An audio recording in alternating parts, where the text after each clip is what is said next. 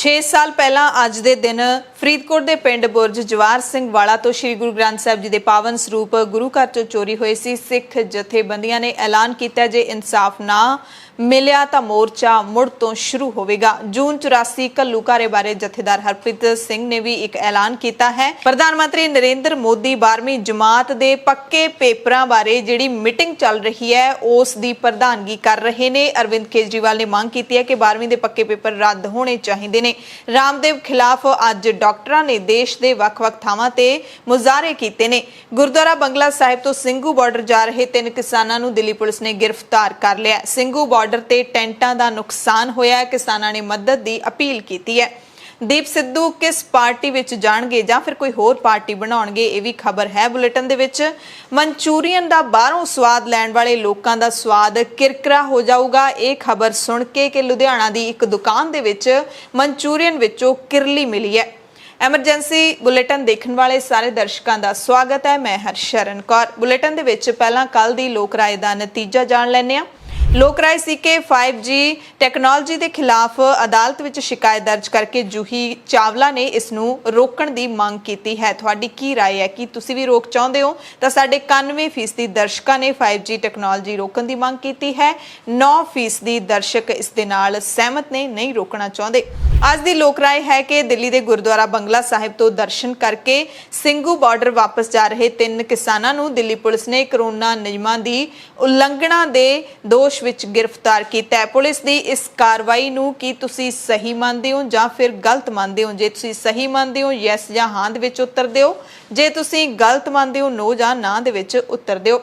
Emergency bulletin दे विच हुण खबरां विस्तार दे नाल ते गल पहलां पंजाब दी। 1 जून दा दिन जिथे 1984 दे घल्लूघारे दी याद नाल सिखां दे दिलां नूं एक पीड़ दे नाल भर दिंदा है, उत्थे 1 जून दे नाल श्री गुरु ग्रंथ साहिब जी दे पावन स्वरूप गुरु घर दे विचों चोरी होण दे जख्म भी नासूर बन के सिखां दे दिल विच रिसदा है। फरीदकोट दे पिंड बुरज जवार सिंह वाला दे विच 1 जून 2015 यानी कि अज तो 6 साल पहला उथों दे गुरुद्वारे तो सरूप चोरी हो जाते हैं। सरूप चोरी होने तो बाद सारा घटनाक्रम जिहड़ा वापरदा है ਉਹ सानू जस्टिस रणजीत सिंह कमीशन की रिपोर्ट दे विचों पूरा मिलता है। हालांकि जिन्नियां भी अज तक सिटां बैठियां ने, जिन्ने भी कमीशन बैठे ने, उन्हां सारियां ने जांच दे विच यही जिहड़ी रिपोर्ट अपनी दिती है कि किस तरीके दे नाल उत्थों सरूप चोरी हुंदे ने। पिंड बुरज जवार सिंह वाला दे गुरु घर दे विच सेवा निभाउण वाले जिहड़े ग्रंथी सिंह हैगे ने, उन्हां ने भी सारी अपनी हड्डबीती इस बारे कई वारी सुनाई है। जस्टिस रणजीत सिंह कमीशन की रिपोर्ट कहती है कि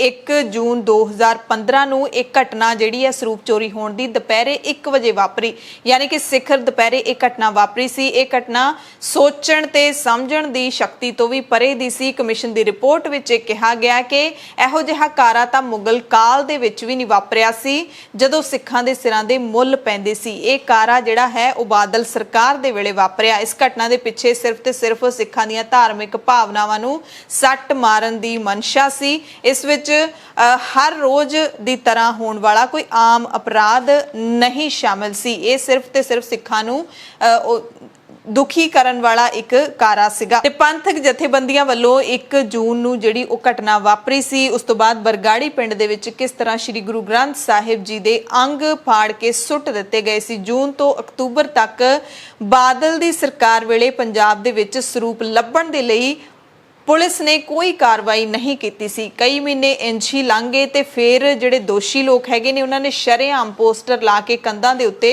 चेतावनी दे के सरूप गलियां दे विच खिलार दिते सी।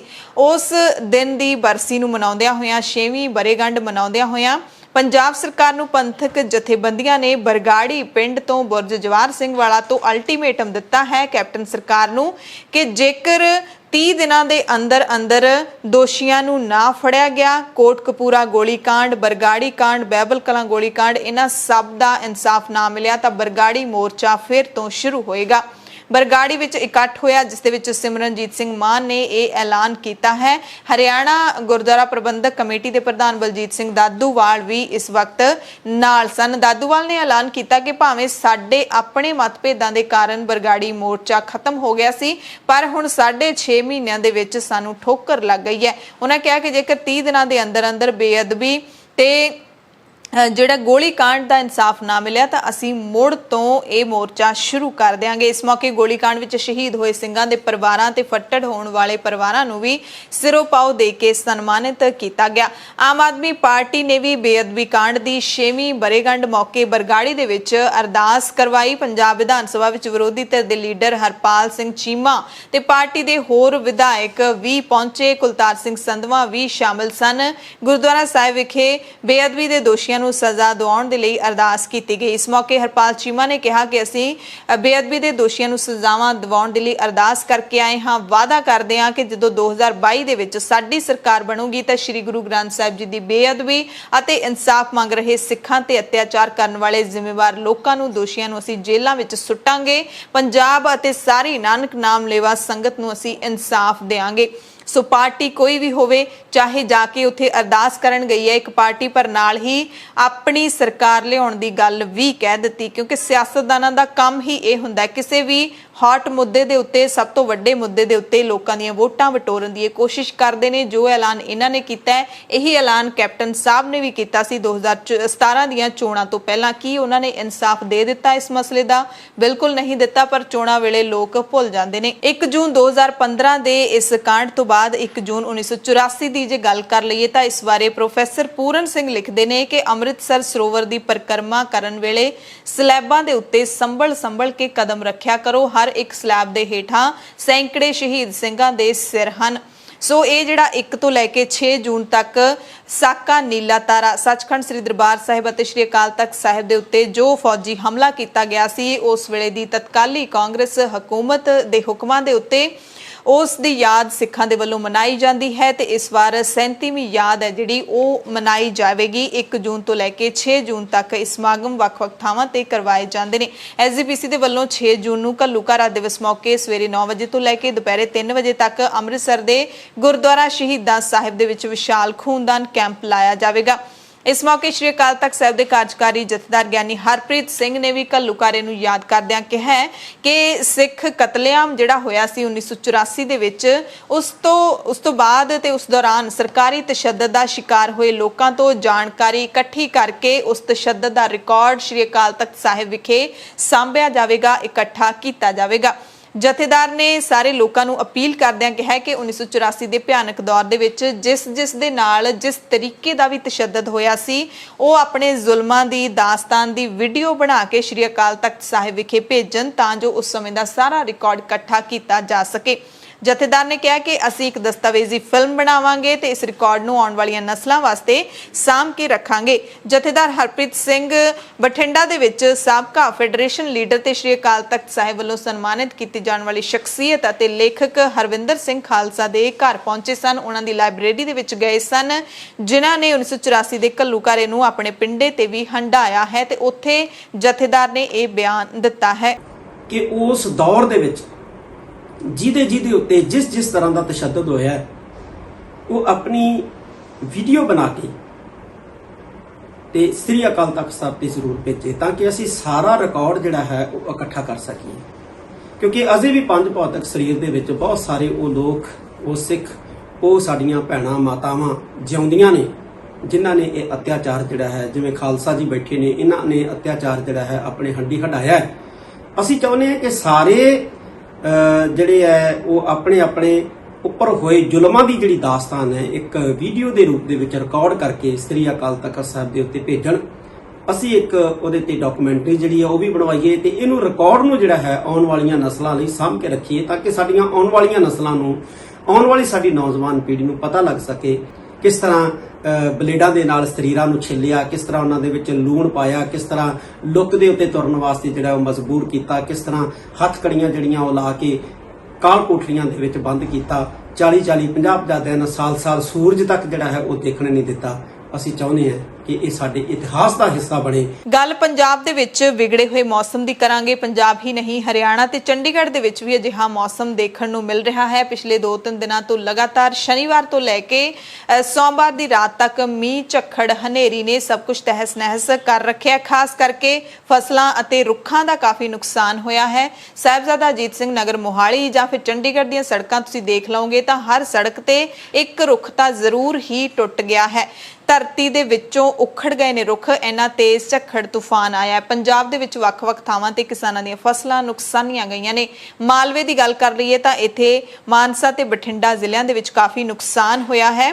ਮੌਸਮ ਦਾ ਇਹ ਕਹਿਰ ਕਿਸਾਨਾਂ ਦੇ ਦਿੱਲੀ ਮੋਰਚਿਆਂ ਤੇ ਵੀ ਟੁੱਟਿਆ ਹੈ। ਕਿਸਾਨਾਂ ਨੇ ਜਾਣਕਾਰੀ ਦਿੱਤੀ ਹੈ ਕਿ ਮੀਂਹ ਤੇ ਤੂਫਾਨ ਕਾਰਨ ਦਿੱਲੀ ਦੇ ਮੋਰਚਿਆਂ ਸਮੇਤ ਪੰਜਾਬ, ਰਾਜਸਥਾਨ ਤੇ ਹਰਿਆਣਾ ਦੇ ਕਿਸਾਨ ਮੋਰਚਿਆਂ ਦੇ ਵਿੱਚ ਵੀ ਭਾਰੀ ਨੁਕਸਾਨ ਹੋਇਆ ਹੈ, ਕਿਉਂਕਿ ਜਿਹੜੇ ਮੋਰਚੇ ਲੱਗੇ ਹੋਏ ਨੇ ਇਹਨਾਂ ਦੇ ਵਿੱਚ ਟੈਂਟਾਂ ਦੇ ਨਾਲ ਕਿਸਾਨਾਂ ਨੇ ਆਪਣੇ ਰੈਣ ਬਸੇਰੇ ਖੜੇ ਕੀਤੇ ਹੋਏ ਨੇ ਤੇ ਜਦੋਂ ਇਹੋ ਜਿਹਾ ਤੂਫਾਨ ਝੱਖੜ ਆਉਂਦਾ ਹੈ ਤਾਂ ਇਹਨਾਂ ਟੈਂਟਾਂ ਦੀ ਕੋਈ ਪੇਸ਼ ਨਹੀਂ ਜਾਂਦੀ।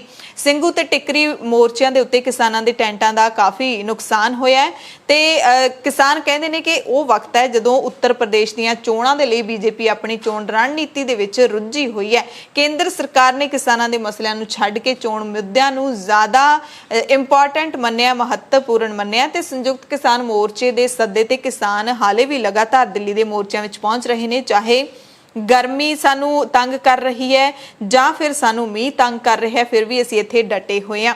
ਕਿਸਾਨਾਂ ਨੇ ਜਾਣਕਾਰੀ ਦਿੱਤੀ ਹੈ ਕਿ ਮਾਲਵੇ ਤੋਂ ਇੱਕ ਵੱਡਾ ਜਥਾ ਕਿਸਾਨਾਂ ਦਾ ਸਿੰਘੂ ਬਾਰਡਰ ਤੇ ਪਹੁੰਚਿਆ ਹੈਗਾ ਤੇ ਜਿਹੜਾ ਕਿਸਾਨਾਂ ਦੇ ਮੋਰਚਿਆਂ ਦਾ ਨੁਕਸਾਨ ਹੋਇਆ ਹੈ, ਟੈਂਟ ਉਖੜ ਰਹੇ ਨੇ, ਖਾਣ ਪੀਣ ਦਾ ਜਿਹੜਾ ਰਾਸ਼ਨ ਹੈ ਉਹ ਗਿੱਲਾ ਹੋ ਗਿਆ ਹੈ ਤੇ ਕਿਸਾਨਾਂ ਦੇ ਸੱਟਾਂ ਵੀ ਲੱਗੀਆਂ ਨੇ। ਇਸ ਦਰਮਿਆਨ ਤਾਂ ਕਿਸਾਨਾਂ ਨੇ ਅਪੀਲ ਕੀਤੀ ਹੈ ਕਿ ਜਿਹੜੀਆਂ ਵੀ ਸਮਾਜ ਸੇਵੀ ਸੰਸਥਾਵਾਂ ਹੈਗੀਆਂ ਨੇ ਜਾਂ ਫਿਰ ਲੋਕ ਹੈਗੇ ਨੇ ਉਹ ਜ਼ਰੂਰ ਅੱਗੇ ਆ ਕੇ ਸਾਡੀ ਮਦਦ ਕਰਨ, ਸਾਨੂੰ ਤੁਹਾਡੀ ਮਦਦ ਦੀ ਲੋੜ ਹੈ। ਸੋ ਜਿਹੜੇ ਵੀ ਲੋਕ ਕਿਸਾਨਾਂ ਦੇ ਹਾਮੀ ਨੇ, ਹਮਾਇਤੀ ਨੇ, ਉਹ ਜ਼ਰੂਰ ਇਸ ਔਖੀ ਘੜੀ ਦੇ ਵਿੱਚ ਕਿਸਾਨਾਂ ਦੀ ਮਦਦ ਕਰਨ। ਤੇ ਹੁਣ ਅੱਗੇ ਮੌਸਮ ਕਿਵੇਂ ਦਾ ਰਹਿਣ ਵਾਲਾ ਹੈ, ਇਸ ਬਾਰੇ ਭਾਰਤੀ ਮੌਸਮ ਵਿਭਾਗ ਨੇ ਪੇਸ਼ੀਨਗੋਈ ਕੀਤੀ ਹੈ। ਮੌਸਮ ਵਿਭਾਗ ਨੇ ਦੱਖਣ ਪੱਛਮੀ ਮੌਨਸੂਨ ਦੇ ਐਤਕੀ ਦੇਸ਼ ਦੇ ਉੱਤਰੀ ਤੇ ਦੱਖਣੀ ਹਿੱਸੇ ਦੇ ਵਿੱਚ ਆਮ ਵਾਂਗ ਰਹਿਣ ਦੀ ਪੇਸ਼ੀਨਗੋਈ ਕੀਤੀ ਹੈ। ਮੌਸਮ ਵਿਭਾਗ ਨੇ ਕਿਹਾ ਹੈ ਕਿ ਕੇਂਦਰੀ ਭਾਰਤ ਵਿੱਚ ਮੌਨਸੂਨ ਆਮ ਨਾਲੋਂ ਕੁਝ ਵੱਧ ਤੇ ਪੂਰਬੀ ਤੇ ਉੱਤਰ ਪੂਰਬੀ ਭਾਰਤ ਦੇ ਵਿੱਚ ਸਧਾਰਨ ਨਾਲੋਂ ਘੱਟ ਰਹਿਣ ਦਾ ਅੰਦਾਜ਼ਾ ਹੈ। ਕਿਹਾ ਕਿ ਜਿਹੜਾ ਹੁਣ ਮੌਸਮ ਖਰਾਬ ਹੋਇਆ ਸੀ ਪੰਜਾਬ ਦੇ ਵਿੱਚ, ਹਰਿਆਣਾ ਜਾਂ ਦਿੱਲੀ, ਜਿੱਥੇ ਕਿਤੇ ਵੀ ਦੇਸ਼ ਦੇ ਵਿੱਚ ਜਿਹੜਾ ਤੂਫਾਨ ਆਏ ਨੇ, ਉਧਰਲੇ ਸੂਬਿਆਂ ਦੇ ਵਿੱਚ ਤੂਫਾਨ ਆਏ ਹੋਏ ਨੇ, ਉਹਨਾਂ ਦੇ ਅਸਰ ਦੇ ਕਾਰਨ ਹੋਇਆ ਸੀ। ਹੁਣ ਉਹ ਤੇ ਥੋੜੀ ਠੱਲ ਜ਼ਰੂਰ ਪਏਗੀ। ਸੋ ਇਸ ਦਰਮਿਆਨ ਗਰਮੀ ਦਾ ਕਹਿਰ ਹੈ ਜਿਹੜਾ ਉਹ ਜ਼ਰੂਰ ਘਟਿਆ ਹੈ। ਪੰਜਾਬ, ਹਰਿਆਣਾ, ਚੰਡੀਗੜ੍ਹ ਦੇ ਲੋਕਾਂ ਨੇ ਗਰਮੀ ਤੋਂ ਜ਼ਰੂਰ ਰਾਹਤ ਮਹਿਸੂਸ ਕੀਤੀ ਹੈ। ਮੌਸਮੀ ਤੂਫਾਨ ਤੋਂ ਬਾਅਦ ਪੰਜਾਬ ਕਾਂਗਰਸ ਦੇ ਤੂਫਾਨ ਦੀ ਗੱਲ ਕਰ ਲਈਏ ਤਾਂ ਹਾਈ ਕਮਾਂਡ ਇਸ ਤੂਫਾਨ ਨੂੰ ਸੁਲਝਾਉਣ ਦੀ ਕੋਸ਼ਿਸ਼ ਕਰ ਰਹੀ ਹੈ। ਹਾਈ ਕਮਾਂਡ ਨੇ ਜਿਹੜੀ 3 ਮੈਂਬਰੀ ਕਮੇਟੀ ਬਣਾਈ ਹੈ ਉਸ ਦੇ ਮੂਹਰੇ ਸੋਮਵਾਰ ਨੂੰ ਵੀ ਵਿਧਾਇਕ ਪੇਸ਼ ਹੋਣ ਲਈ ਪਹੁੰਚੇ ਸੀ ਦਿੱਲੀ ਤੇ ਮੰਗਲਵਾਰ ਨੂੰ ਵੀ ਵਿਧਾਇਕ ਪਹੁੰਚੇ ਸਨ ਤੇ ਮੰਗਲਵਾਰ ਨੂੰ ਜਿਹੜੇ ਵਿਧਾਇਕ, ਲੀਡਰ ਤੇ ਸੰਸਦ ਪੇਸ਼ ਹੋਏ ਨੇ 3 ਮੈਂਬਰੀ ਕਮੇਟੀ ਦੇ ਮੂਹਰੇ, ਉਹਨਾਂ ਦੇ ਵਿੱਚ ਨਵਜੋਤ ਸਿੰਘ ਸਿੱਧੂ ਵੀ ਸ਼ਾਮਿਲ ਨੇ। ਖੜਗੇ, ਮਲਿਕਾਰਜੁਨ ਖੜਗੇ ਨੇ ਜਿਹੜੇ ਉਹਨਾਂ ਦੀ ਅਗਵਾਈ ਵਾਲੀ 3 ਮੈਂਬਰੀ ਕਮੇਟੀ ਮੂਹਰੇ ਪੇਸ਼ ਹੋਣ ਤੋਂ ਬਾਅਦ ਸਿੱਧੂ ਨੇ ਮੀਡੀਆ ਦੇ ਨਾਲ ਵੀ ਕੁਝ ਮਿੰਟ ਗੱਲਬਾਤ ਕੀਤੀ। ਸਿੱਧੂ ਨੇ ਕਿਹਾ ਕਿ ਮੈਂ ਆਪਣੇ ਸਟੈਂਡ ਉੱਤੇ ਕਾਇਮ ਹਾਂ। ਬੇਅਦਬੀ ਦੇ ਮੁੱਦੇ ਤੇ ਕੈਪਟਨ ਤੇ ਹਮਲਾ ਕਰਨ ਤੋਂ ਬਾਅਦ ਸਿੱਧੂ ਨੇ ਕਿਹਾ ਕਿ ਪੰਜਾਬ, ਪੰਜਾਬੀ ਤੇ ਪੰਜਾਬੀਅਤ ਦੀ ਜਿੱਤ ਹੋਵੇਗੀ। ਸਿੱਧੂ ਨੇ ਕਿਹਾ ਕਿ ਲੋਕਾਂ ਦੀ ਆਵਾਜ਼ ਹਾਈ ਕਮਾਂਡ ਤੱਕ ਪਹੁੰਚਾਉਣ ਮੈਂ ਆਇਆ ਸੀ ਤੇ ਪਹੁੰਚਾ ਕੇ ਆਇਆ ਹਾਂ। ਪੰਜਾਬ ਦੇ ਲੋਕਾਂ ਦੀ ਸਭ ਤੋਂ ਵੱਡੀ ਤਾਕਤ ਵਿੱਤੀ ਤਾਕਤ ਹੈ। ਟੈਕਸ ਜਿਹੜਾ ਉਹ ਦਿੰਦੇ ਨੇ ਉਹ ਉਹਨਾਂ ਨੂੰ ਵਾਪਸ ਮਿਲਣਾ ਚਾਹੀਦਾ ਹੈ, ਚਾਹੇ ਕਿਸੇ ਵੀ ਰੂਪ ਦੇ ਵਿੱਚ ਮਿਲੇ। ਕਹਿੰਦੇ ਮੈਂ ਸੱਚ ਬੋਲ ਕੇ ਆਇਆ ਤੇ ਪੂਰਾ ਸੱਚ ਬੋਲ ਕੇ ਆਇਆ। ਜੋ ਮੈਂ ਇੱਥੇ ਬੋਲਦਾ ਉਹੀ ਮੈਂ ਹਾਈ ਕਮਾਂਡ ਨੂੰ ਦੱਸ ਕੇ ਆਇਆ। ਪੰਜਾਬ ਦੇ ਹੱਕ ਤੇ ਸੱਚ ਦੀ ਆਵਾਜ਼ ਮੈਂ ਬੁਲੰਦ ਕਰਕੇ ਆਇਆ ਤੇ ਆਪਣੇ ਸਟੈਂਡ ਤੇ ਕਾਇਮ ਹਾਂ ਤੇ ਕਾਇਮ रहांगा। हाई कमांड के बुलावे पे उन्हें अप्रेज करने आया हूं। जो कुछ भी उन्होंने पार्टी के हित में पूछा उन्हें पूरी तरह से सजग कर दिया। पंजाब के लोगों की आवाज जो जमीन फाड़ के आ रही है उन तक पहुंचाने आया हूं। ग्रास रूट्स की आवाज उन तक पहुंचाने आया हूं। और सबसे बड़ी बात जो मेरा स्टैंड था, है और रहेगा कि पंजाब के लोगों की डेमोक्रेटिक ताकत जो सरकार को जाती है, वित्तीय ताकत जो टैक्सों के रूप में सरकार को जाती है, वो लोगों तक वापस जानी चाहिए। The power of the people must return to the people किसी भी फॉर्म में। और जो सत्य था उसे पूरी तरह से प्रकाशित करके आया हूं। सत्य प्रताड़ित हो जाता है, पराजित नहीं होता। योद्धा वही जो जूझे रण के अंदर, मित्र वही जो समय पे काम आए, योगी यति मानव की मति।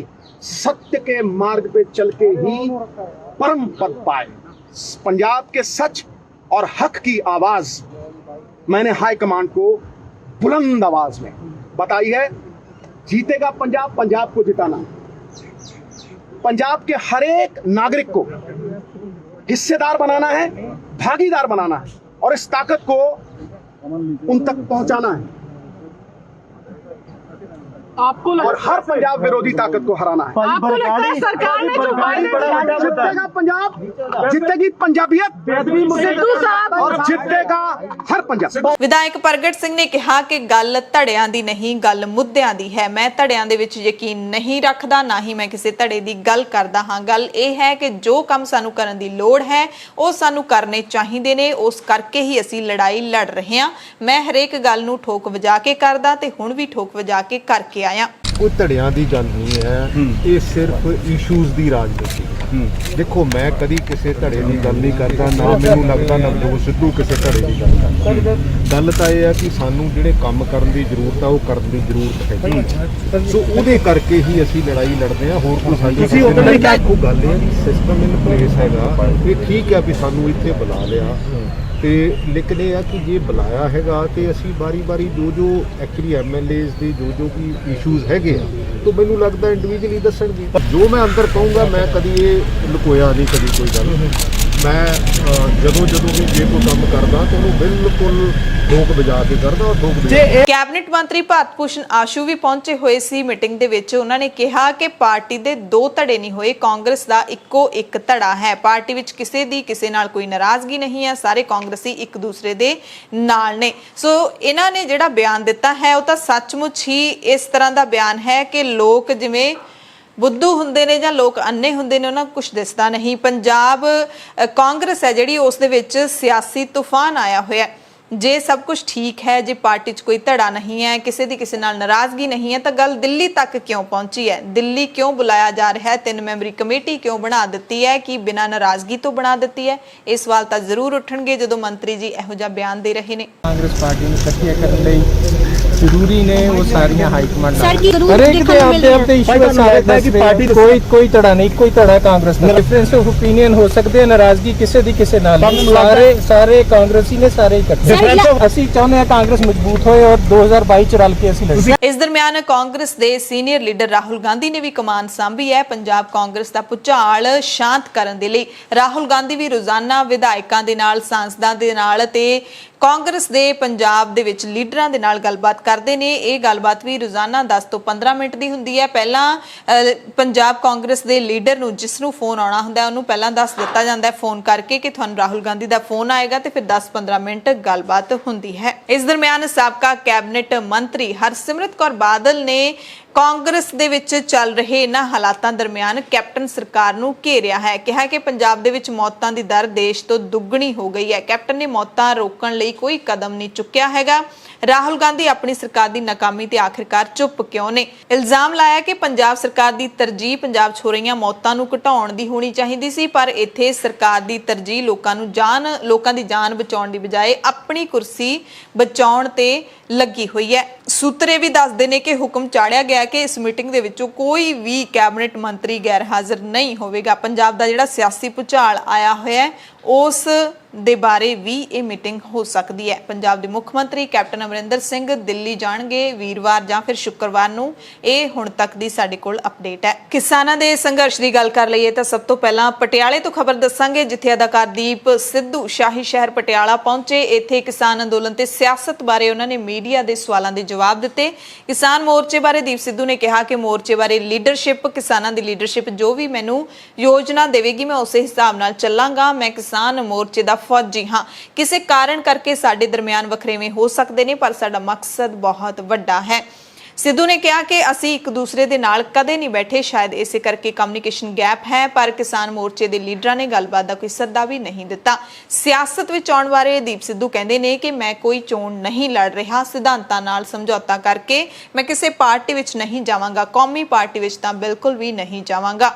ਸਿੱਧੂ ਮੁਤਾਬਿਕ ਸਿਆਸੀ ਤਬਦੀਲੀ ਤਾਂ ਪੰਜਾਬ ਦੇ ਵਿੱਚ ਜ਼ਰੂਰ ਆਵੇਗੀ। ਦਿੱਲੀ ਤੋਂ ਖਬਰ ਹੈ, ਜਿੱਥੇ ਦਿੱਲੀ ਪੁਲਿਸ ਨੇ ਕਥਿਤ ਲੋਕਡਾਊਨ ਦੀ ਉਲੰਘਣਾ ਦੇ ਦੋਸ਼ ਵਿੱਚ 3 ਕਿਸਾਨਾਂ ਨੂੰ ਕੇਂਦਰੀ ਦਿੱਲੀ ਤੋਂ ਗ੍ਰਿਫਤਾਰ ਕੀਤਾ ਹੈ। ਸੀਨੀਅਰ ਪੁਲਿਸ ਅਧਿਕਾਰੀ ਨੇ ਦੱਸਿਆ ਕਿ ਗ੍ਰਿਫਤਾਰ ਕੀਤੇ ਗਏ ਤਿੰਨੇ ਕਿਸਾਨ ਪੰਜਾਬ ਦੇ ਰਹਿਣ ਵਾਲੇ ਨੇ ਤੇ ਇਹਨਾਂ ਕੋਲੇ ਲੋਕਡਾਊਨ ਦੌਰਾਨ ਇੱਧਰ-ਉੱਧਰ ਆਉਣ ਜਾਣ ਦੇ ਲਈ ਕੋਈ ਵੀ ਲੋੜੀਂਦਾ ਪਾਸ ਨਹੀਂ ਸੀ। ਅਧਿਕਾਰੀਆਂ ਨੇ ਕਿਹਾ ਕਿ ਕਿਸਾਨਾਂ ਮੁਤਾਬਿਕ ਬੰਗਲਾ ਸਾਹਿਬ ਗੁਰਦੁਆਰੇ ਵਿੱਚ ਮੱਥਾ ਟੇਕਣ ਲਈ ਆਏ ਸੀ, ਪਰ ਪੁਲਿਸ ਨੇ ਕਿਹਾ ਕਿ ਉਹ ਇੱਥੇ 2 ਦਿਨ ਤੋਂ ਰਹਿ ਰਹੇ ਸੀ ਤੇ ਉਹਨਾਂ ਦਾ ਪ੍ਰਦਰਸ਼ਨ ਕਰਨ ਦਾ ਮਕਸਦ ਸੀ, ਜਦ ਕਿ ਕਿਸਾਨਾਂ ਨੇ ਦਾਅਵਾ ਕੀਤਾ ਕਿ ਅਸੀਂ ਤਾਂ ਦਰਸ਼ਨ ਕਰਨ ਦੇ ਲਈ ਗਏ ਸੀ, ਸਿੰਘੂ ਬਾਰਡਰ ਵਾਪਸ ਜਾ ਰਹੇ ਸੀ, ਸਾਡਾ ਦਿੱਲੀ ਦੇ ਵਿੱਚ ਧਰਨਾ ਪ੍ਰਦਰਸ਼ਨ ਕਰਨ ਦਾ ਕੋਈ ਇਰਾਦਾ ਨਹੀਂ ਸੀ। ਜੇ ਆਪਾਂ ਹਕੀਕਤ ਦੀ ਗੱਲ ਕਰ ਲਈਏ ਤਾਂ ਕਿਸਾਨਾਂ ਦੇ ਜਿਹੜੇ ਮੋਰਚੇ ਟਿੱਕਰੀ ਸਿੰਘੂ ਬਾਰਡਰ ਤੇ ਲੱਗੇ ਹੋਏ ਨੇ, ਕਿਸਾਨ ਕਈ ਮਹੀਨਿਆਂ ਤੋਂ ਉੱਥੇ ਬੈਠੇ ਹੋਏ ਨੇ, ਤਾਂ ਇਸ ਦਰਮਿਆਨ ਕਿਸਾਨ ਪੈਦਲ ਚੱਲ ਕੇ ਜਾਂ ਫਿਰ ਮੈਟਰੋ ਰਾਹੀਂ ਜਾਂ ਫਿਰ ਹੋਰ ਕਿਸੇ ਵਾਹਨ ਦੇ ਰਾਹੀਂ ਗੁਰੂ ਘਰਾਂ ਦੇ ਦਰਸ਼ਨ ਕਰਨ ਆਮ ਤੌਰ ਤੇ ਜਾਂਦੇ ਨੇ, ਰੈਗੂਲਰ ਜਾਂਦੇ ਨੇ।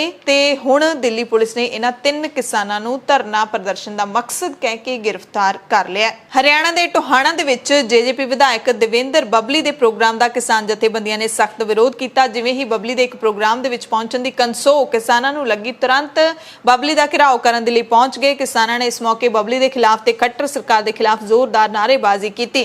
ਕਿਸਾਨਾਂ ਦੇ ਰੋਸ ਪ੍ਰਦਰਸ਼ਨ ਮੂਹਰੇ ਬੱਬਲੀ ਵੀ ਭੜਕ ਪਏ, ਪਰ ਸੁਰੱਖਿਆ ਬਲਾਂ ਨੇ ਬੱਬਲੀ ਨੂੰ ਸੁਰੱਖਿਅਤ ਉੱਥੋਂ ਕੱਢ ਲਿਆ। ਬੱਬਲੀ ਨੇ ਦਾਅਵਾ ਕੀਤਾ ਕਿ ਮੇਰਾ ਵਿਰੋਧ ਕਰਨ ਵਾਲੇ ਕਿਸਾਨ ਨਹੀਂ ਬਲਕਿ ਗੁੰਡੇ ਬਦਮਾਸ਼ ਨੇ। ਇਸ ਮੌਕੇ ਕਿਸਾਨਾਂ ਤੇ ਬੱਬਲੀ ਦਰਮਿਆਨ ਕਾਫੀ ਗਾਲੀ ਗਲੋਚ ਵੀ ਹੋਇਆ। ਕਿਸਾਨਾਂ ਨੇ ਕਿਹਾ ਕਿ ਸਾਡੇ ਸ਼ਾਂਤਮਈ ਪ੍ਰਦਰਸ਼ਨ ਨੂੰ ਹਿੰਸਕ ਰੰਗ ਦੇਣ ਦੇ ਲਈ ਵਿਧਾਇਕ ਨੇ ਕਿਸਾਨਾਂ ਨਾਲ ਬਦਸਲੂਕੀ ਕੀਤੀ ਹੈ, ਅਪਮਾਨਜਨਕ ਭਾਸ਼ਾ ਦੀ ਵਰਤੋਂ ਵੀ ਕੀਤੀ ਹੈ। ਕਿਸਾਨ ਵਿਰੋਧ ਪ੍ਰਦਰਸ਼ਨ ਕਰਦੇ ਰਹੇ ਤੇ ਪੁਲਿਸ ਲਾਠੀ ਚਾਰਜ ਕਰਦੀ ਰਹੀ, ਇਹ ਕਿਸਾਨਾਂ ਨੇ ਕਿਹਾ। ਵਿਧਾਇਕ ਨੇ ਕਿਸਾਨਾਂ ਤੇ ਝੂਠੇ ਦੋਸ਼ ਲਾਉਂਦਿਆਂ ਕਿਹਾ ਕਿ ਕਿਸਾਨਾਂ ਨੇ ਉਸ ਦੀ ਗੱਡੀ ਤੇ ਹਮਲਾ ਕੀਤਾ, ਪਰ ਇਹ ਬਿਲਕੁਲ ਝੂਠਾ ਦੋਸ਼ ਹੈ। ਸੰਯੁਕਤ ਕਿਸਾਨ ਮੋਰਚੇ ਨੇ ਹਰਿਆਣਾ ਦੇ ਕਿਸਾਨਾਂ ਨੂੰ ਅਪੀਲ ਕੀਤੀ ਹੈ ਕਿ ਸ਼ਾਂਤਮਈ ਰਹਿੰਦੇ ਹੋਏ ਵਿਧਾਇਕ ਦੇ ਇਸ ਵਿਹਾਰ ਦਾ ਸਖਤ ਵਿਰੋਧ ਕਰਨ। ਇਸ ਦੇ ਨਾਲ ਹੀ ਹਰਿਆਣਾ ਦੇ ਸਾਰੇ ਬੀਜੇਪੀ ਤੇ ਜੇਜੇਪੀ ਲੀਡਰਾਂ ਨੂੰ ਚੇਤਾਵਨੀ ਦਿੱਤੀ ਹੈ ਕਿ ਉਹ ਕਿਸਾਨਾਂ ਨੂੰ ਪਰੇਸ਼ਾਨ ਕਰਨਾ ਬੰਦ ਕਰਨ, ਨਹੀਂ ਤਾਂ ਜਿਹੜੇ ਤਿੱਖੇ ਨਤੀਜੇ ਤੁਹਾਨੂੰ ਭੁਗਤਣੇ ਪੈ ਸਕਦੇ ਨੇ। ਇਸ ਘਟਨਾ ਤੋਂ ਤੁਰੰਤ ਬਾਅਦ ਕਿਸਾਨਾਂ ਨੇ ਰੋਸ ਵਜੋਂ ਹਿਸਾਰ ਚੰਡੀਗੜ੍ਹ ਹਾਈਵੇ ਵੀ ਜਾਮ ਕਰ ਦਿੱਤਾ ਸੀ।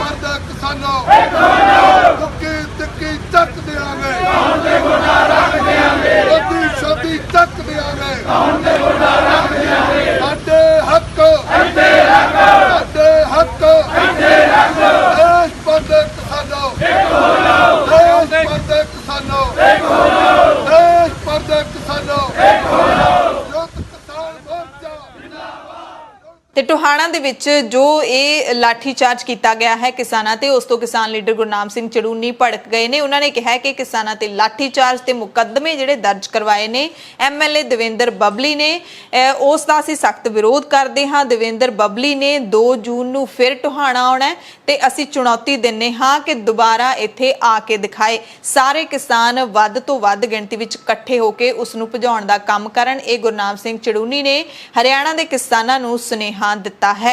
तो एक तो मैं ये बेनती करना चाहूँगा कि अब तो सारे जाम खोल दें, अब तो रात को जाम लगाने का कोई फ़ायदा नहीं है, सभी जगह से खोल दें। और कल टोहाना में फिर इस एमएलए ने आना है, कल आसपास के ज़्यादा से ज़्यादा लोग टोहाना में इकट्ठे हो जाएं और वहाँ पे देखते हैं ये एमएलए कैसे घुसता है, ये एमएलए कैसे वहाँ पे बढ़ता है और कल कैसे गाड़ियाँ निकालता है। कल हम इसको वहाँ पे देखेंगे कि कल कैसे वहाँ पे करेगा। तो इसलिए मेरी बेनती है कि अब सारे जाम खोल के और सवेरे की आप तैयारी करें। सवेरे ज़्यादा से ज़्यादा भाई आसपास के जो भाई हैं वो ज़्यादा से ज़्यादा टोहाना में पहुँचें और इस एमएलए का विरोध करें। तो एक तो मैं ये बेनती करना चाहूँगा कि अब तो सारे जाम खोल दें, अब तो रात को जाम लगाने का कोई फ़ायदा नहीं है, सभी जगह से खोल दें। और कल टोहाना में फिर इस एमएलए ने आना है, कल आसपास के ज़्यादा से ज़्यादा लोग टोहाना में इकट्ठे हो जाएं और वहाँ पे देखते हैं ये एमएलए कैसे घुसता है, ये एमएलए कैसे वहाँ पे बढ़ता है और कल कैसे गाड़ियाँ निकालता है। कल हम इसको वहाँ पे देखेंगे कि कल कैसे वहाँ पे करेगा। तो इसलिए मेरी बेनती है कि अब सारे जाम खोल के और सवेरे की आप तैयारी करें। सवेरे ज़्यादा से ज़्यादा भाई आसपास के जो भाई हैं वो ज़्यादा से ज़्यादा टोहाना में पहुँचें और इस एमएलए का विरोध करें। ਗੁਰਨਾਮ ਸਿੰਘ ਚੜੂਨੀ ਨੇ ਹਰਿਆਣਾ ਦੇ ਜੀਂਦ ਵਿੱਚ ਬੱਦੋਵਾਲ ਟੋਲ ਪਲਾਜ਼ਾ ਤੇ ਪਹੁੰਚ ਕੇ ਭੁੱਖ ਹੜਤਾਲ ਤੇ ਬੈਠੇ ਕਿਸਾਨਾਂ ਨੂੰ ਪਾਣੀ ਪਿਆ ਕੇ ਉਹਨਾਂ ਦੀ ਭੁੱਖ ਹੜਤਾਲ ਵੀ ਤੁੜਵਾਈ। ਵੱਡੀ ਗਿਣਤੀ ਵਿੱਚ ਬਜ਼ੁਰਗ ਇੱਥੇ ਕਿਸਾਨ ਅੰਦੋਲਨ ਦੇ ਸਮਰਥਨ ਵਿੱਚ ਭੁੱਖ ਹੜਤਾਲ ਤੇ ਬੈਠੇ ਹੋਏ ਸਨ। ਉਹਨਾਂ ਦੀ ਹਾਲਤ ਖਰਾਬ ਹੁੰਦੀ ਜਾ ਰਹੀ ਸੀ, ਇਸ ਕਰਕੇ ਚੜੂਨੀ ਨੇ ਉਹਨਾਂ ਦਾ ਵਰਤ ਤੁੜਵਾ ਦਿੱਤਾ। ਸਾਹਿਬਜ਼ਾਦਾ ਅਜੀਤ ਸਿੰਘ ਨਗਰ ਮੋਹਾਲੀ ਦੇ ਵਿੱਚ ਡੀਸੀ ਨੇ ਸਾਰੀਆਂ ਦੁਕਾਨਾਂ ਆਮ ਦਿਨਾਂ ਵਾਂਗ ਖੋਲਣ ਦੀ ਇਜਾਜ਼ਤ ਦੇ ਦਿੱਤੀ ਗਈ ਹੈ। ਆਡ ਈਵਨ ਫਾਰਮੂਲਾ ਦੇ ਨਾਂ ਤੇ ਜਿਹੜੀਆਂ ਪਾਬੰਦੀਆਂ ਲਾਈਆਂ ਸੀ ਉਹਨਾਂ ਨੂੰ ਹੁਣ ਹਟਾ ਦਿੱਤਾ ਹੈ। ਹੁਣ ਸਾਰੀਆਂ ਦੁਕਾਨਾਂ ਸਵੇਰੇ 9 ਵਜੇ ਤੋਂ ਸ਼ਾਮ 5 ਵਜੇ ਤੱਕ ਮੋਹਾਲੀ ਦੇ ਵਿੱਚ ਖੁੱਲ ਸਕਦੀਆਂ ਨੇ। ਨਿੱਜੀ ਦਫ਼ਤਰਾਂ ਵਿੱਚ 50% ਸਟਾਫ ਨੂੰ ਕੰਮ ਕਰਨ ਦੀ ਖੁੱਲ੍ਹ ਦਿੱਤੀ ਗਈ ਹੈ। ਤਰਨਤਾਰਨ ਦੇ ਪੱਟੀ ਸ਼ਹਿਰ ਦੇ ਸਰਹਾਲੀ ਰੋਡ ਤੇ 27 ਮਈ ਨੂੰ 2 ਨੌਜਵਾਨਾਂ ਦਾ ਗੋਲੀਆਂ ਮਾਰ ਕੇ ਕਤਲ ਕੀਤਾ ਗਿਆ ਸੀ। ਉਸ ਮਾਮਲੇ ਵਿੱਚ ਸਥਾਨਕ ਪੁਲਿਸ ਨੇ ਮਲਕੀਤ ਸਿੰਘ ਉਰਫ ਲੱਡੂ ਵਾਸੀ ਪੱਟੀ ਨੂੰ ਗ੍ਰਿਫਤਾਰ ਕਰ ਲਿਆ। ਡੀਐਸਪੀ ਪੱਟੀ ਕੁਲਜਿੰਦਰ ਸਿੰਘ ਨੇ ਦੱਸਿਆ ਕਿ ਲੰਘੇ ਵੀਰਵਾਰ ਅਮਨਦੀਪ ਸਿੰਘ ਫੌਜੀ ਤੇ ਉਸਦੇ ਇੱਕ ਹੋਰ ਸਾਥੀ ਦਾ ਅਣਪਛਾਤੇ ਲੋਕਾਂ ਦੇ ਵੱਲੋਂ ਕਤਲ ਕੀਤਾ ਗਿਆ ਸੀ। ਦੋਸ਼ੀ ਨੂੰ ਅਸੀਂ ਫੜ ਲਿਆ ਤੇ ਉਸ ਦਾ 4 ਦਿਨਾਂ ਦਾ ਪੁਲਿਸ ਰਿਮਾਂਡ ਲੈ ਲਿਆ। ਪੁਲਿਸ ਨੇ ਦਾਅਵਾ ਕੀਤਾ ਕਿ ਗ੍ਰਿਫਤਾਰ ਕੀਤਾ ਗਿਆ ਵਿਅਕਤੀ ਕਾਂਗਰਸੀ ਵਿਧਾਇਕ ਤੇ ਉਸਦੇ ਪੀਏ ਕੇਪੀ ਗਿੱਲ ਦਾ ਨਜ਼ਦੀਕੀ ਹੈ। ਹਲਕਾ ਵਿਧਾਇਕ ਹਰਮਿੰਦਰ ਸਿੰਘ ਗਿੱਲ ਦੇ ਵੱਲੋਂ ਮਲਕੀਤ ਸਿੰਘ ਲੱਡੂ ਨੂੰ ਪਿਛਲੇ ਸਮੇਂ ਟਰੱਕ ਯੂਨੀਅਨ ਪੱਟੀ ਦਾ ਮੀਤ ਪ੍ਰਧਾਨ ਬਣਾਇਆ ਸੀ ਤੇ ਜਿਹੜੇ 2 ਨੌਜਵਾਨਾਂ ਦਾ ਕਤਲ ਹੋਇਆ ਸੀ ਉਹ ਅਕਾਲੀਆਂ ਦੇ ਨਾਲ ਜੁੜੇ ਦੱਸੇ ਜਾ ਰਹੇ ਸੀ। ਯੋਗ ਗੁਰੂ ਬਾਬਾ ਰਾਮਦੇਵ ਦੇ ਬਿਆਨਾਂ ਤੋਂ ਦੁਖੀ ਡਾਕਟਰਾਂ ਦੀ ਇੱਕ ਜਥੇਬੰਦੀ ਦੀ ਅਗਵਾਈ ਵਿੱਚ ਦਿੱਲੀ ਦੇ ਕਈ ਹਸਪਤਾਲਾਂ ਦੇ ਵਿੱਚ ਕਾਲਾ ਦਿਵਸ ਮੰਗਲਵਾਰ ਨੂੰ ਮਨਾਇਆ ਗਿਆ। ਕਈ ਹਸਪਤਾਲਾਂ ਵਿੱਚ ਡਾਕਟਰ ਬਾਹਾਂ ਤੇ ਕਾਲੀ ਪੱਟੀ ਬੰਨ ਕੇ ਪ੍ਰਦਰਸ਼ਨ ਕਰ ਰਹੇ ਸੀ। ਹੱਥਾਂ ਵਿੱਚ ਉਹਨਾਂ ਨੇ ਪੋਸਟਰ ਵੀ ਫੜੇ ਹੋਏ ਸੀ। ਦੱਸਿਆ ਜਾ ਰਿਹਾ ਕਿ ਪ੍ਰਦਰਸ਼ਨ federation of resident doctors association ਯਾਨੀ ਕਿ FORDA ਦੇ ਬੈਨਰ ਥੱਲੇ ਕੀਤੇ ਗਏ। FORDA ਨੇ 29 ਮਈ ਨੂੰ ਇਸ ਪ੍ਰਦਰਸ਼ਨ ਦਾ ਸੱਦਾ ਦਿੱਤਾ ਸੀ। ਇਸ ਗੱਲ ਤੇ ਜ਼ੋਰ ਦਿੱਤਾ ਸੀ ਕਿ ਸਾਡੇ ਪ੍ਰਦਰਸ਼ਨ ਦੌਰਾਨ ਯਾਨੀ ਕਿ ਡਾਕਟਰਾਂ ਦੇ ਪ੍ਰਦਰਸ਼ਨ ਦੌਰਾਨ ਕਿਸੇ ਵੀ ਮਰੀਜ਼ ਦੇ ਇਲਾਜ ਵਿੱਚ ਕੋਈ ਕਮੀ ਨਹੀਂ ਆਉਣੀ ਚਾਹੀਦੀ, ਪਰੇਸ਼ਾਨੀ ਨਹੀਂ ਆਉਣੀ ਚਾਹੀਦੀ। ਡਾਕਟਰਾਂ ਨੇ ਕਿਹਾ ਕਿ ਅਸੀਂ ਰਾਮ ਕ੍ਰਿਸ਼ਨ ਯਾਦਵ ਉਰਫ ਰਾਮਦੇਵ ਬਾਬਾ ਦੇ ਬਿਆਨਾਂ ਨੂੰ ਗਲਤ ਤੇ ਬੇਹੱਦ ਗੈਰ ਜ਼ਿੰਮੇਦਾਰਾਨਾ ਮੰਨਦੇ ਹਾਂ, ਜੋ ਐਲੋਪੈਥੀ ਦੇ ਸਿਧਾਂਤਾਂ ਤੇ ਗਿਆਨ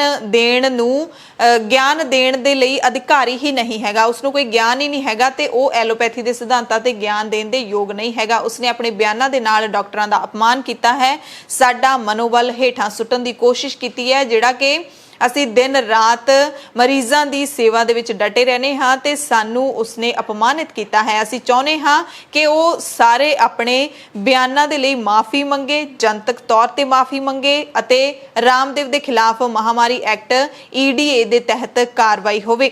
ਮੰਗਲਵਾਰ ਨੂੰ ਏਮਜ਼ ਸਫਦਰਜੰਗ ਹਸਪਤਾਲ, Lady Hardinge Medical College, Hindu Rao ਹਸਪਤਾਲ, ਸੰਜੀਵ ਗਾਂਧੀ ਹਸਪਤਾਲ, BR ਅੰਬੇਦਕਰ ਹਸਪਤਾਲ ਦੇ ਡਾਕਟਰਾਂ ਨੇ ਇਸ ਪ੍ਰਦਰਸ਼ਨ ਦੇ ਵਿੱਚ ਹਿੱਸਾ ਲਿਆ ਅਤੇ ਇਹ ਪ੍ਰਦਰਸ਼ਨ ਅੱਗੇ ਵੀ ਜਾਰੀ ਰਹਿਣਗੇ ਜਦੋਂ ਤੱਕ ਰਾਮ ਕ੍ਰਿਸ਼ਨ ਯਾਦਵ ਉਰਫ ਰਾਮਦੇਵ ਬਾਬਾ ਮਾਫੀ ਨਹੀਂ ਮੰਗ ਲੈਂਦਾ। WHO ਨੇ COVID-19 ਦੇ ਵੇਰੀਐਂਟਸ ਦੇ ਲਈ ਨਵੇਂ ਨਾਵਾਂ ਦਾ ਐਲਾਨ ਕੀਤਾ ਹੈ। ਭਾਰਤ ਦੇ ਵਿੱਚ ਜਿਹੜਾ ਵੇਰੀਐਂਟ ਪੈਦਾ ਹੋਇਆ ਉਸ ਦਾ ਨਾਮ ਡੈਲਟਾ ਰੱਖਿਆ ਗਿਆ ਹੈ। WHO UK, ਦੱਖਣੀ ਅਫਰੀਕਾ ਤੇ ਭਾਰਤ ਵਰਗੇ ਦੇਸ਼ਾਂ ਵਿੱਚ ਮਿਲੇ ਪਹਿਲੇ ਵੇਰੀਐਂਟ ਦੇ ਲਈ ਗ੍ਰੀਕ ਅੱਖਰਾਂ ਦੀ ਵਰਤੋਂ ਕਰੇਗਾ। UK ਦੇ ਵੇਰੀਐਂਟ ਲਈ ਅਲਫਾ, ਦੱਖਣੀ ਅਫਰੀਕਾ ਲਈ ਬੀਟਾ ਤੇ ਭਾਰਤ ਦੇ ਵੇਰੀਐਂਟ ਨੂੰ ਡੈਲਟਾ ਸੱਦੇਗਾ। WHO ਨੇ ਕਿਹਾ ਕਿ ਇਹ ਵਿਚਾਰ ਵਟਾਂਦਰੇ ਨੂੰ ਸੌਖਾ ਕਰਨ ਦੇ ਲਈ ਹੈ, ਪਰ ਇਸ ਦੇ ਨਾਲ ਹੀ ਨਾਵਾਂ ਤੇ ਲੱਗੇ ਦਾਗਾਂ ਨੂੰ ਮਿਟਾਉਣ ਦੀ ਕੋਸ਼ਿਸ਼ ਵੀ ਕੀਤੀ ਜਾਏਗੀ। ਬਠਿੰਡਾ ਜ਼ਿਲ੍ਹੇ ਦੇ ਪਿੰਡ ਬੀੜ ਤਲਾਬ ਦੇ ਗੁਰੂ ਘਰ ਦੇ ਗ੍ਰੰਥੀ ਗੁਰਮੇਲ ਸਿੰਘ ਦੇ ਵੱਲੋਂ ਡੇਰਾ ਮੁਖੀ ਨੂੰ ਜੇਲ੍ਹ ਵਿੱਚੋਂ ਰਿਹਾ ਕਰਵਾਉਣ ਤੇ ਪ੍ਰਧਾਨ ਮੰਤਰੀ ਨਰਿੰਦਰ ਮੋਦੀ ਦੇ ਸੁਪਨੇ ਪੂਰੇ ਕਰਨ ਦੇ ਲਈ ਕੀਤੀ ਗਈ ਵਿਵਾਦਿਤ ਅਰਦਾਸ ਦੇ ਮਾਮਲੇ ਵਿੱਚ ਬਠਿੰਡਾ ਪੁਲਿਸ ਨੇ ਭਾਰਤੀ ਜਨਤਾ ਪਾਰਟੀ ਦੇ ਸੂਬਾ ਸਕੱਤਰ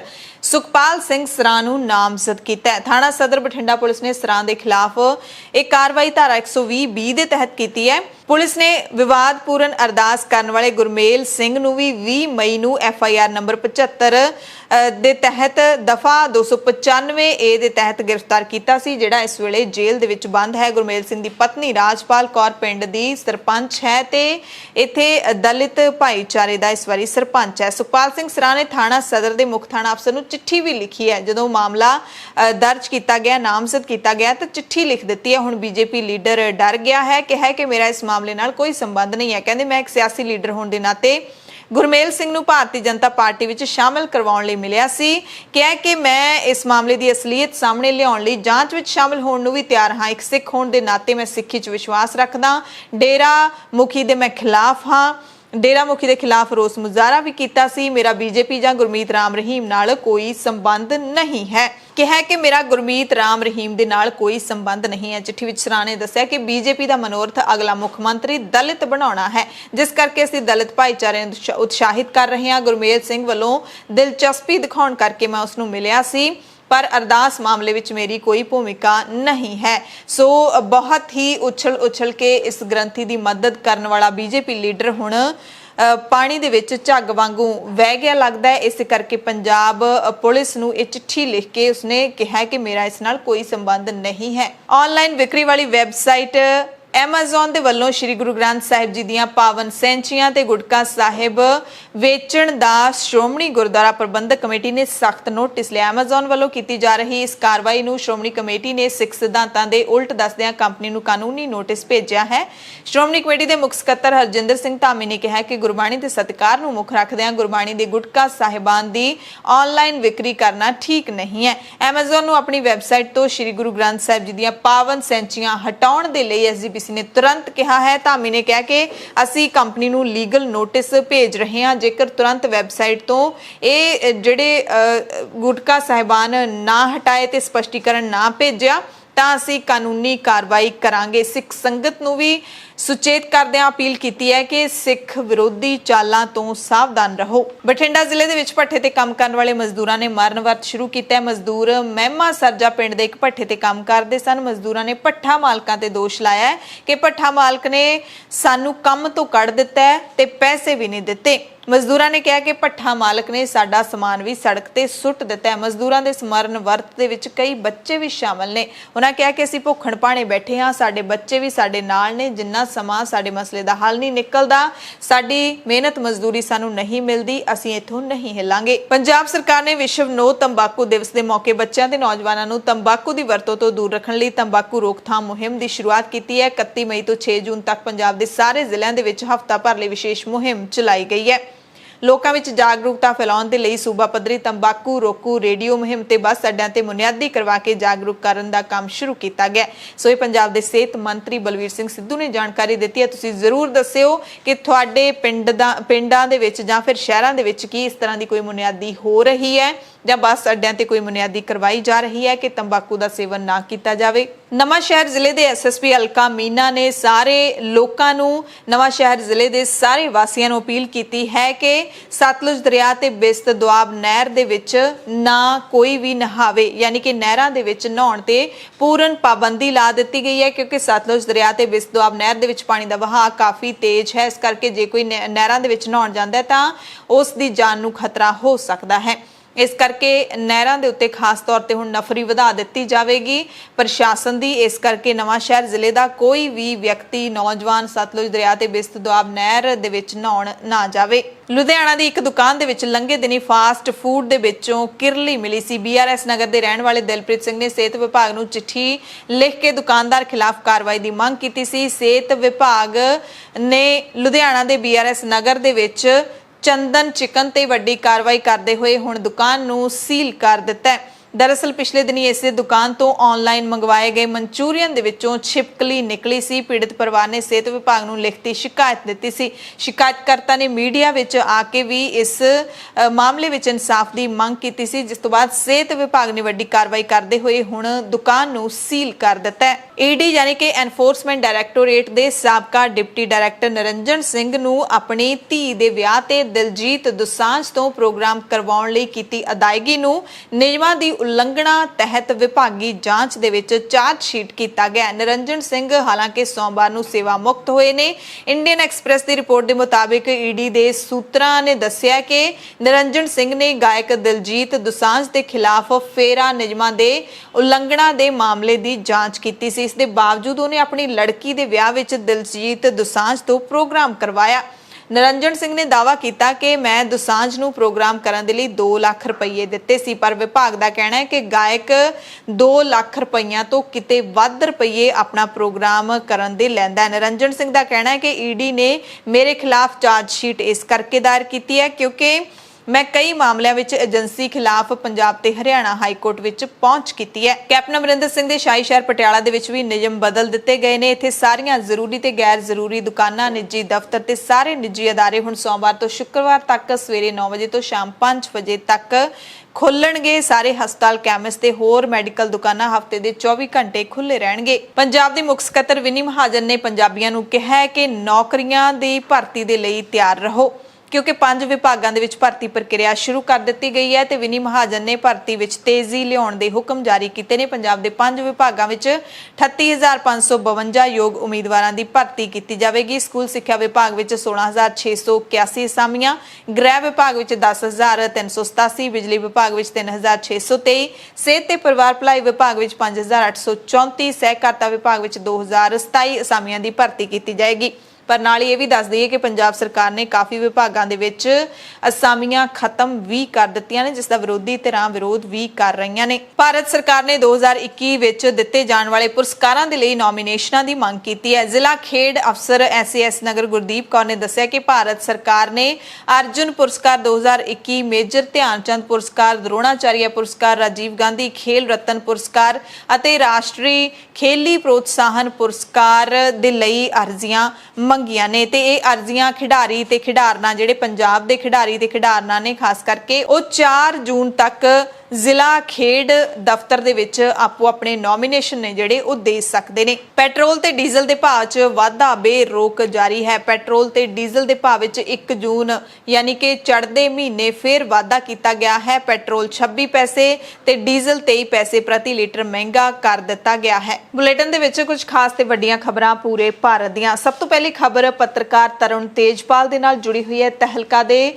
ਪੱਤਰਕਾਰ ਨੂੰ ਪਿਛਲੇ ਦਿਨੀ ਅਦਾਲਤ ਨੇ ਬਰੀ ਕਰ ਦਿੱਤਾ ਸੀ, ਪਰ ਹੁਣ ਗੋਆ ਸਰਕਾਰ ਨੇ ਇਸ ਮਾਮਲੇ ਵਿੱਚ ਮੁੜ ਤੋਂ ਅਪੀਲ ਕੀਤੀ ਹੈ ਕਿ ਤਰੁਣ ਤੇਜਪਾਲ ਦੇ ਖਿਲਾਫ ਮੁੜ ਤੋਂ ਮੁਕੱਦਮਾ ਚੱਲੇ। ਤਰੁਣ ਤੇਜਪਾਲ ਨੂੰ ਬਰੀ ਕੀਤੇ ਜਾਣ ਦੇ ਫੈਸਲੇ ਦੇ ਖਿਲਾਫ ਗੋਆ ਦੀ ਸੂਬਾ ਸਰਕਾਰ ਨੇ ਬੰਬੇ ਹਾਈ ਕੋਰਟ ਦੇ ਵਿੱਚ ਅਪੀਲ ਦਾਇਰ ਕੀਤੀ ਹੈ। ਗੋਆ ਦੀ ਸਰਕਾਰ ਨੇ ਅਪੀਲ ਵਿੱਚ ਕਿਹਾ ਕਿ ਇਸ ਮਾਮਲੇ ਦੀ ਟ੍ਰਾਇਲ ਕੋਰਟ ਦੇ ਵਿੱਚ ਫਿਰ ਤੋਂ ਸੁਣਵਾਈ ਕੀਤੀ ਜਾਣੀ ਚਾਹੀਦੀ ਹੈ। ਇਹ ਵੀ ਦਲੀਲ ਦਿੱਤੀ ਗਈ ਹੈ ਕਿ ਟ੍ਰਾਇਲ ਕੋਰਟ ਪੀੜਤਾ ਦੀ ਘਟਨਾ ਦੇ ਬਾਅਦ ਤੋਂ ਵਰਤਾਵ ਠੀਕ ਤਰੀਕੇ ਦੇ ਨਾਲ ਸਮਝ ਨਹੀਂ ਪਾਇਆ ਤੇ ਉਸਦੇ ਚਰਿੱਤਰ ਦੀ ਨਿੰਦਿਆ ਕੀਤੀ ਗਈ। 21 ਮਈ ਨੂੰ ਜੱਜ ਸ਼ਮਾ ਜੋਸ਼ੀ ਨੇ ਤਹਿਲਕਾ ਮੈਗਜ਼ੀਨ ਦੇ ਮੁੱਖ ਸੰਪਾਦਕ ਤਰੁਣ ਤੇਜਪਾਲ ਨੂੰ ਬਰੀ ਕਰਨ ਦਾ ਫੈਸਲਾ ਸੁਣਾਇਆ ਸੀ।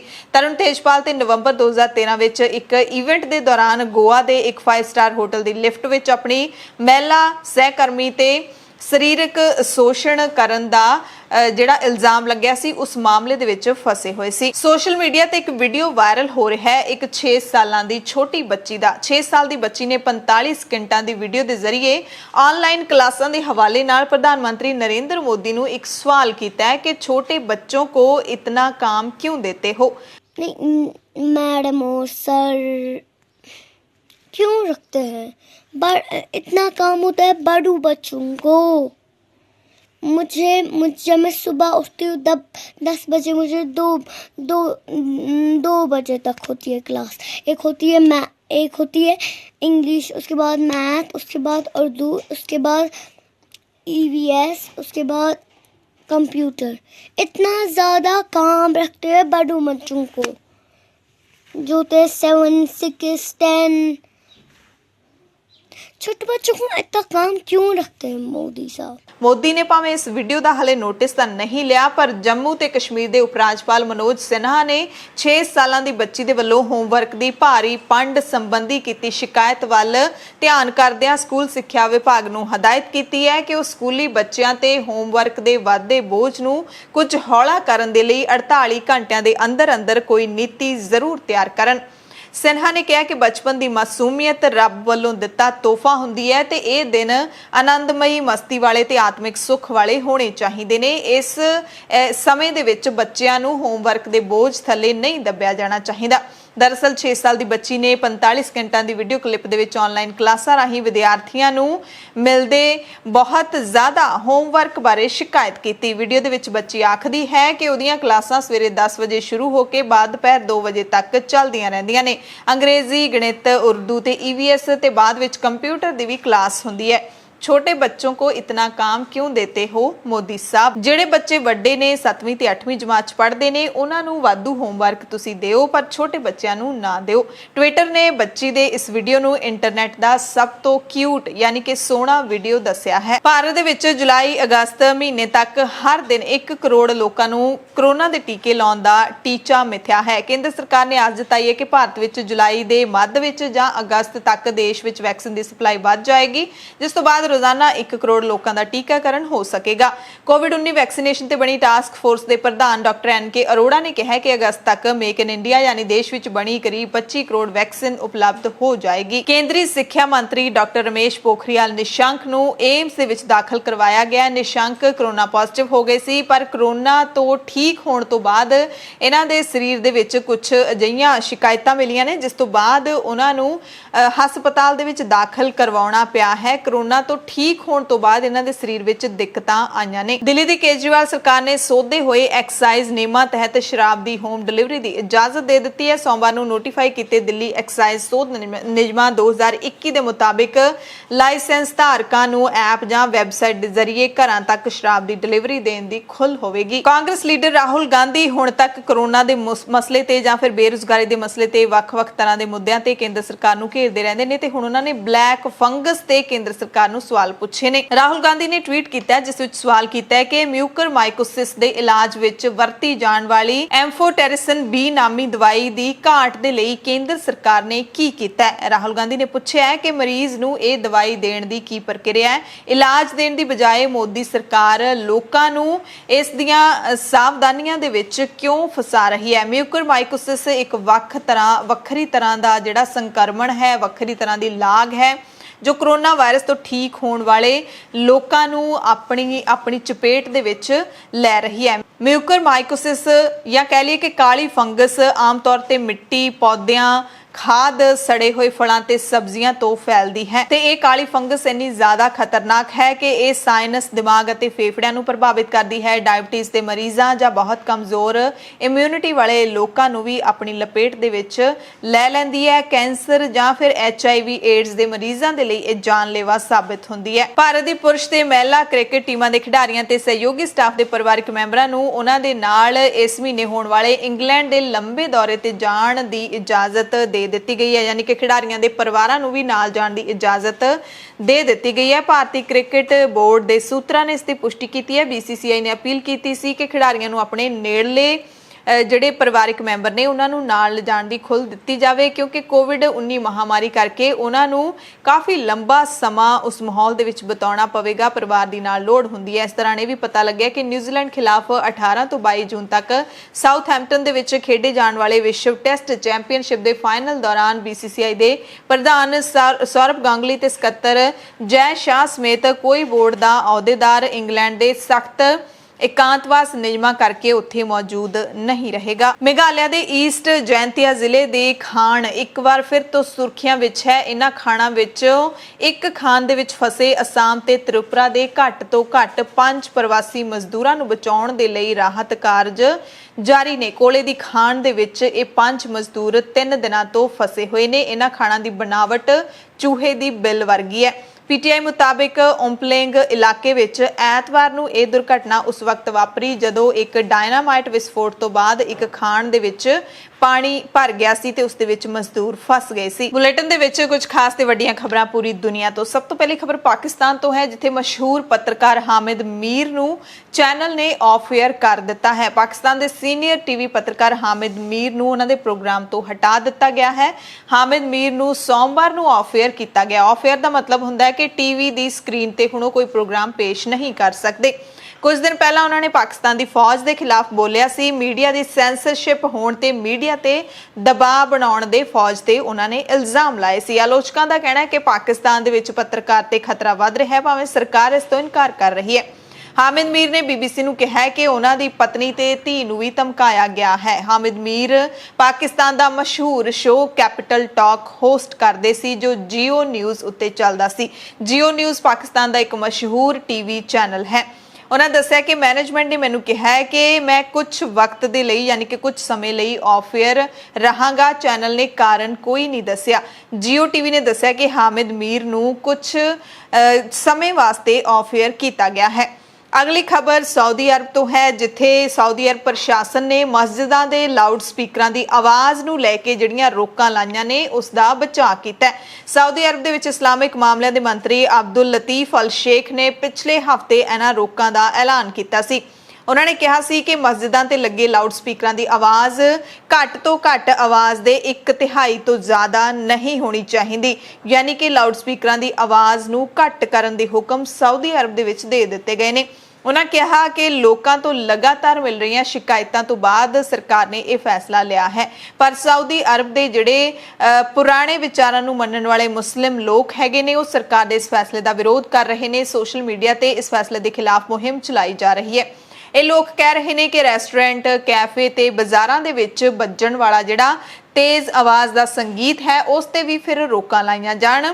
ਇਸ ਨਾਲ ਸੰਬੰਧਿਤ ਹੈਸ਼ਟੈਗ ਵੀ ਸੋਸ਼ਲ ਮੀਡੀਆ ਤੇ ਟ੍ਰੈਂਡ ਕਰ ਰਹੇ ਨੇ ਤੇ ਸਰਕਾਰ ਨੇ ਇਹ ਰੋਕਾਂ ਉਸ ਦੌਰ ਦੇ ਵਿੱਚ ਲਾਈਆਂ ਨੇ ਜਦੋਂ ਕਰਾਊਨ ਪ੍ਰਿੰਸ ਮੁਹੰਮਦ ਬਿਨ ਸਲਮਾਨ ਸਾਊਦੀ ਅਰਬ ਨੂੰ ਇੱਕ ਉਦਾਰ ਦੇਸ਼ ਬਣਾਉਣ ਦਾ ਯਤਨ ਕਰ ਰਹੇ ਨੇ। ਉਹ ਚਾਹੁੰਦੇ ਨੇ ਕਿ ਆਮ ਜਨ ਜੀਵਨ ਦੇ ਵਿੱਚ ਧਰਮ ਦੀ ਭੂਮਿਕਾ ਹੈਗੀ ਹੈ ਜਿਹੜੀ ਉਹ ਸੀਮਿਤ ਰਹੇ, ਉਸ ਦਾ ਦਬਾਅ ਨਾ ਰਹੇ। ਪਿਛਲੇ ਦਿਨਾਂ ਵਿੱਚ ਸਾਊਦੀ ਅਰਬ ਦੇ ਵਿੱਚ ਔਰਤਾਂ ਦੇ ਕਾਰ ਚਲਾਉਣ ਤੋਂ ਰੋਕ ਹੈ ਜਿਹੜੀ ਉਹ ਵੀ ਹਟਾ ਦਿੱਤੀ ਗਈ ਸੀ, ਯਾਨੀ ਕਿ ਸਾਊਦੀ ਅਰਬ ਦੇ ਵਿੱਚ ਪਹਿਲਾਂ ਔਰਤਾਂ ਕਾਰ ਨਹੀਂ ਚਲਾ ਸਕਦੀਆਂ ਸੀ, ਹੁਣ ਉੱਥੇ ਚਲਾ ਸਕਦੀਆਂ ਨੇ। ਇਸ ਨੂੰ ਵੀ ਇੱਕ ਵੱਡਾ ਬਦਲਾਅ ਮੰਨਿਆ ਗਿਆ ਸੀ। ਇਸ ਦੌਰਾਨ ਸਾਊਦੀ ਅਰਬ ਦੇ ਵਿੱਚ ਕੁਝ ਸਮਾਜਿਕ ਰੋਕਾਂ ਨੂੰ ਵੀ ਹਟਾਇਆ ਗਿਆ ਹੈ। ਆਲੋਚਕ ਕਹਿੰਦੇ ਨੇ ਕਿ ਉਹਨਾਂ ਨੇ ਪ੍ਰਸ਼ਾਸਨ ਦੇ ਵਿੱਚ ਬੋਲਣ ਦੀ ਆਜ਼ਾਦੀ ਹੈ ਜਿਹੜੀ ਉਹ ਘੱਟ ਕੀਤੀ ਹੋਈ ਹੈ। ਸਰਕਾਰ ਦੇ ਸੈਂਕੜੇ ਆਲੋਚਕਾਂ ਨੂੰ ਜਾਂ ਤਾਂ ਗ੍ਰਿਫਤਾਰ ਕੀਤਾ ਗਿਆ ਜਾਂ ਉਹਨਾਂ ਨੂੰ ਕੈਦ ਕਰ ਦਿੱਤਾ ਗਿਆ, ਯਾਨੀ ਕਿ ਲੋਕ ਜਿਹੜੇ ਆਲੋਚਕ ਹੈਗੇ ਨੇ ਉਹ ਵੀ ਕਹਿ ਰਹੇ ਨੇ ਕਿ ਉਦਾਰਵਾਦੀ ਦੇਸ਼ ਤਾਂ ਤੁਸੀਂ ਬਣਾਉਣ ਦੀ ਕੋਸ਼ਿਸ਼ ਕਰ ਰਹੇ ਹੋ ਪਰ ਲੋਕਾਂ ਦੇ ਬੋਲਣ ਦੀ ਆਜ਼ਾਦੀ ਨਹੀਂ ਹੈਗੀ। ਜੇ ਤੁਹਾਡੀ ਕੋਈ ਆਲੋਚਨਾ ਕਰਦਾ ਹੈ ਉਹਨੂੰ ਤੁਸੀਂ ਜੇਲ੍ਹਾਂ ਦੇ ਵਿੱਚ ਸੁੱਟ ਦਿੰਦੇ ਹੋ। ਅਗਲੀ ਖਬਰ ਚੀਨ ਤੋਂ ਹੈ, ਜਿੱਥੇ ਗਲਵਾਨ ਵਾਦੀ ਵਿੱਚ ਮਾਰੇ ਗਏ ਚੀਨੀ ਫੌਜੀ ਤੇ ਟਿੱਪਣੀ ਕਰਨ ਕਰਕੇ ਚੀਨ ਦੇ ਬਲੌਗਰ ਨੂੰ ਜੇਲ੍ਹ ਭੇਜ ਦਿੱਤਾ ਗਿਆ। ਭਾਰਤ ਨਾਲ ਪਿਛਲੇ ਸਾਲ ਹੋਈ ਝੜਪ ਦੇ ਵਿੱਚ ਮਾਰੇ ਗਏ ਚੀਨੀ ਫੌਜੀ ਤੇ ਟਿੱਪਣੀ ਕਰਨ ਦੇ ਇਲਜ਼ਾਮ ਦੇ ਵਿੱਚ ਚੀਨੀ ਬਲੌਗਰ ਨੂੰ 8 ਮਹੀਨੇ ਜੇਲ੍ਹ ਦੀ ਸਜ਼ਾ ਸੁਣਾਈ ਗਈ ਹੈ। 38 ਸਾਲ ਦੇ ਚੀਓ ਜ਼ਿਮਿੰਗ ਨੂੰ ਨਾਇਕਾਂ ਅਤੇ ਸ਼ਹੀਦਾਂ ਦੇ ਅਪਮਾਨ ਦਾ ਦੋਸ਼ੀ ਪਾਇਆ ਗਿਆ। ਚੀਨ ਦੇ ਸਰਕਾਰੀ ਅਖਬਾਰ ਗਲੋਬਲ ਟਾਈਮਸ ਦੇ ਮੁਤਾਬਿਕ ਚੀਨ ਦੇ ਅਪਰਾਧਿਕ ਕਾਨੂੰਨ ਵਿੱਚ ਸੋਧ ਤੋਂ ਬਾਅਦ ਇਸ ਪ੍ਰਸਤਾਵ ਦੇ ਤਹਿਤ ਸਜ਼ਾ ਪਾਉਣ ਵਾਲੇ ਜ਼ਿਮਿੰਗ ਚੀਨ ਦੇ ਪਹਿਲੇ ਵਿਅਕਤੀ ਨੇ। ਇਸ ਕਾਨੂੰਨ ਦੇ ਤਹਿਤ ਦੋਸ਼ੀਆਂ ਨੂੰ 3 ਸਾਲ ਤੱਕ ਦੀ ਸਜ਼ਾ ਹੋ ਸਕਦੀ ਹੈ। ਜ਼ਿਮਿੰਗ ਨੂੰ ਜਨਤਕ ਤੌਰ ਤੇ ਮਾਫੀ ਮੰਗਣ ਲਈ ਵੀ ਕਿਹਾ ਗਿਆ। ਸਰਕਾਰੀ ਚੈਨਲ CCTV ਤੇ ਹੋਏ ਇੱਕ ਪ੍ਰਸਾਰਣ ਦੇ ਵਿੱਚ ਉਹਨਾਂ ਨੇ ਕਿਹਾ ਕਿ ਮੈਂ ਆਪਣੇ ਆਪ ਤੋਂ ਬਹੁਤ ਸ਼ਰਮਿੰਦਾ ਮਹਿਸੂਸ ਕਰ ਰਿਹਾ। ਭਾਰਤ ਅਤੇ ਚੀਨ ਦੇ ਵਿੱਚ ਪਿਛਲੇ ਸਾਲ ਜੂਨ ਵਿੱਚ ਰਿਸ਼ਤਿਆਂ ਦੇ ਵਿੱਚ ਤਣਾਅ ਆ ਗਿਆ ਸੀ। ਗਲਵਾਨ ਵਾਦੀ ਵਿੱਚ ਦੋਵਾਂ ਮੁਲਕਾਂ ਦੀਆਂ ਫੌਜਾਂ ਵਿਚਕਾਰ ਹੋਈ ਝੜਪ ਦੇ ਵਿੱਚ 20 ਭਾਰਤੀ ਫੌਜੀਆਂ ਦੀ ਸ਼ਹਾਦਤ ਹੋ ਗਈ ਸੀ। ਚੀਨ ਨੇ ਫੌਜੀਆਂ ਦੇ ਮੌਤ ਦੀ ਗੱਲ ਮੰਨੀ ਸੀ ਪਰ ਇਸ ਨਾਲ ਜੁੜੀ ਹੋਰ ਜਾਣਕਾਰੀ ਨਹੀਂ ਦਿੱਤੀ ਸੀ। ਕੁਝ ਸਮੇਂ ਬਾਅਦ ਚੀਨ ਨੇ ਕਿਹਾ ਸੀ ਕਿ ਸਾਡੇ ਵੀ 4 ਜਵਾਨ ਸ਼ਹੀਦ ਹੋਏ ਨੇ। ਜ਼ਿਮਿੰਗ ਦੇ ਚੀਨੀ ਸੋਸ਼ਲ ਮੀਡੀਆ ਵੈਬਸਾਈਟ ਵੀਬੋ ਤੇ 25 ਲੱਖ ਫਾਲੋਅਰਸ ਨੇ। ਜ਼ਿਮਿੰਗ ਨੇ 10 ਫਰਵਰੀ ਨੂੰ ਇਹ ਪੋਸਟ ਲਿਖੀ ਸੀ। ਜ਼ਿਮਿੰਗ ਨੂੰ ਫਿਰ ਹਿਰਾਸਤ ਵਿੱਚ ਲਿਆ ਗਿਆ। ਬਾਅਦ ਵਿੱਚ ਉਸਨੇ ਮੰਨਿਆ ਕਿ ਮੈਂ ਇੰਟਰਨੈਟ ਤੇ ਲੋਕਾਂ ਦਾ ਧਿਆਨ ਖਿੱਚਣ ਦੇ ਲਈ ਇਹ ਗੈਰ ਕਾਨੂੰਨੀ ਕੰਮ ਕੀਤਾ। ਵੀਬੋ ਤੇ ਤੱਥਾਂ ਦੇ ਨਾਲ ਛੇੜਛਾੜ ਕਰਕੇ ਇਸ ਖਬਰ ਨੂੰ ਪੋਸਟ ਕੀਤਾ ਤੇ ਬਾਰਡਰ ਤੇ ਸੁਰੱਖਿਆ ਕਰ ਰਹੇ ਨਾਇਕਾਂ ਦਾ ਅਪਮਾਨ ਕੀਤਾ। ਵੀਬੋ ਨੇ ਜ਼ਿਮਿੰਗ ਦੇ ਅਕਾਊਂਟ ਨੂੰ 1 ਸਾਲ ਤੱਕ ਬੈਨ ਕਰਨ ਦਾ ਐਲਾਨ ਕਰ ਦਿੱਤਾ ਹੈ।